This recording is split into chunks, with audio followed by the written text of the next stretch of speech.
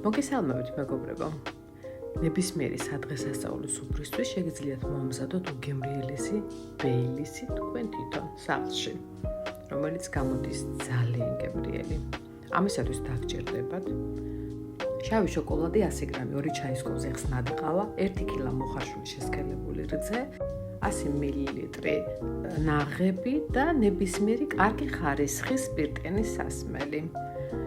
100 გრამ შოკოლადს დავასხათ 100 მილილიტრი ნაღები, დავახუროთ თავზე და შევდგათ მიკროტალღურ ღუმელში დაახლოებით 50 წამი. შეგიძლიათ გაადნოთ ორთქლის აბაზანაზეც. კარგად აურიეთ და მოათავსეთ ბლენდერში. დავამატეთ შესქელებული რძე, 1 შეკვრა ვანილი,